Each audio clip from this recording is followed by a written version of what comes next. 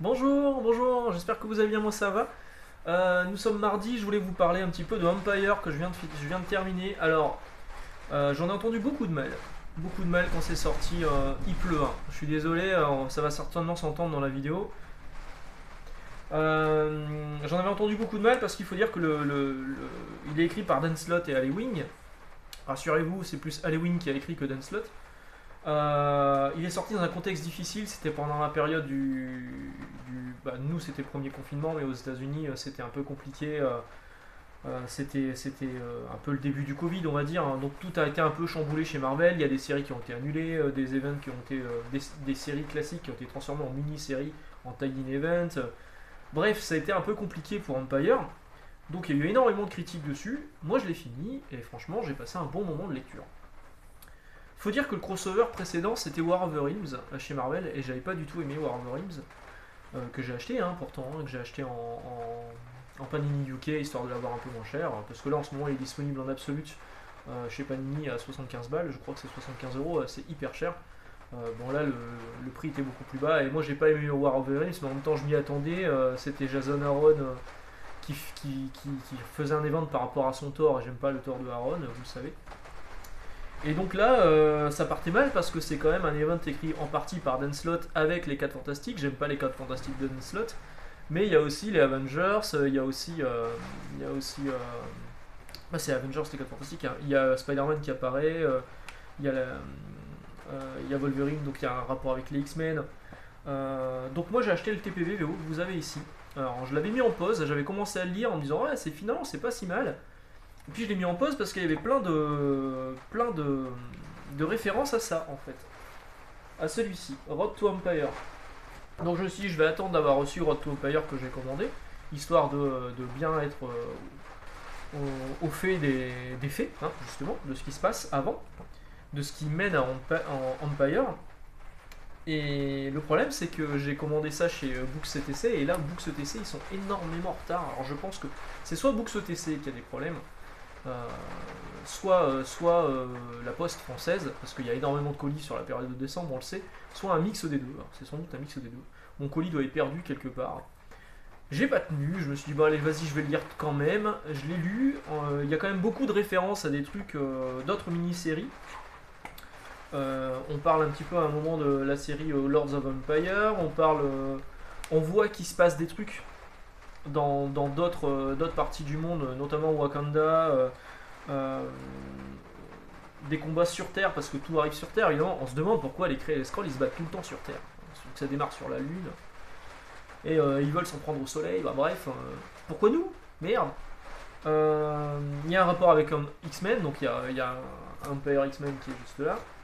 Donc il y a quand même souvent des moments où on vous renvoie à des lectures que je n'ai pas et que j'ai pas forcément envie de lire, même si globalement vous pouvez comprendre le crossover sans avoir lu tous les tie-ins qu'il y a à côté. Au dessin c'est Valerio Schiti. Alors, je sais pas si on dit Schiti ou Shitty, je pense que c'est Shitty peut-être. C'est plutôt bien, moi j'aime bien. Il y aura des conséquences, notamment dans la série Fantastic Four. Et vraiment j'ai trouvé ça pas mal, ouais. J'ai trouvé ça pas mal. Donc c'est les Kree et les Skrulls qui arrivent. Ça démarre par les 4 Fantastiques qui vont libérer 2 enfants qu'on va retrouver par la suite dans la série des 4 Fantastiques. Un Kree et un Skrull qui se battent. Puis ils arrivent en pleine guerre. Il y a le Hulkling qui est là. Qui est devenu le roi des Kree et des Skrulls, hein, parce que c'est un hybride Kree-Skrull. Et il y a une guerre ancestrale qui va reprendre avec les Kotati. Les Kotati, c'est un vieux peuple végétal euh, dont on n'avait plus entendu parler depuis une paire d'années, où il y avait Swordsman, je ne sais plus comment on dit en français, Swordsman, je crois que c'est Swordsman aussi son nom, Mantis, Mantis qui était à la fois Kotati et qui était une Kotati en fait, sous forme humaine, qui était tombé amoureux de Swordsman, ça c'est des vieux trucs, hein, qui vont être édités chez Panini, je crois, c'est dans la guerre Chris Krull. Et dans un autre truc, la Celestial Quest qui arrive bientôt aussi chez Panini. Donc là où vous aurez vraiment tous les indispensables pour la compréhension du récit. Tout sera expliqué. Et donc ils ont eu un fils, et ce fils s'appelle Sequoia. Et donc il est surnommé Koi. Alors quand on le lit, c'est écrit quoi, hein, comme si... Eh, regardez, c'est quoi? Quoi? Mais si, c'est quoi? Quoi? Donc c'est Koi, Sequoia. Terre Studio. Et donc, donc les Kotati, ils vont un peu péter un câble et il va se passer. Je vais pas vous spoiler, je vais pas vous raconter tous les events, mais franchement, pas mal. Au dessin, c'est pas mal. Au scénario, alors c'est très verbeux, hein, comme souvent avec Slot et Wing. Ça parle beaucoup. Il y a des pages qui sont quand même. Vous voyez, il y a beaucoup de texte.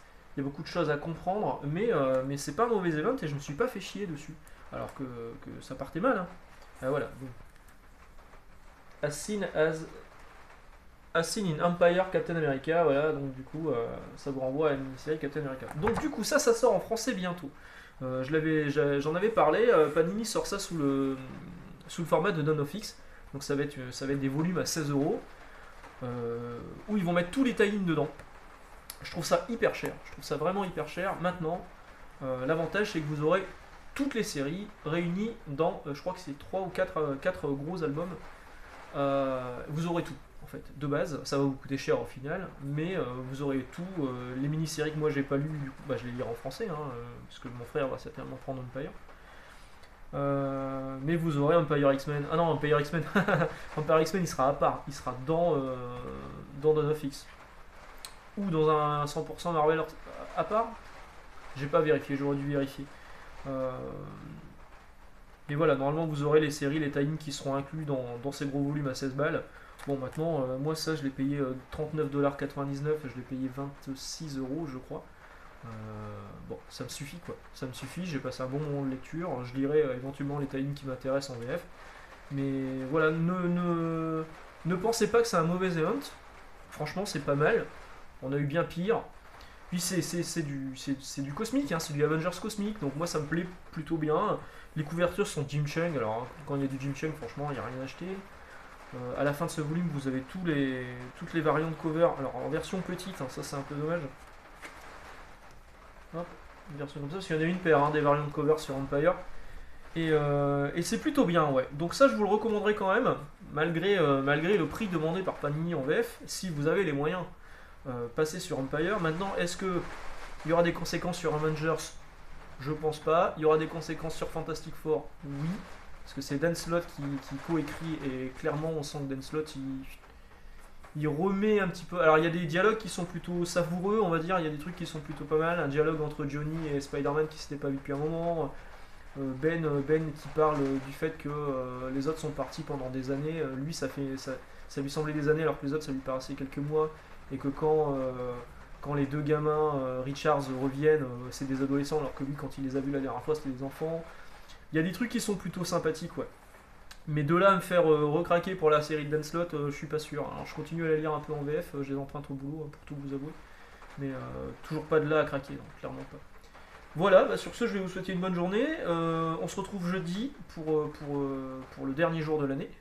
Et puis on se retrouvera dimanche aussi, également dimanche prochain, où on fera un bilan de l'année 2020 au niveau de la chaîne, au niveau perso, au niveau boulot. Voilà. Bonne journée, à bientôt, ciao.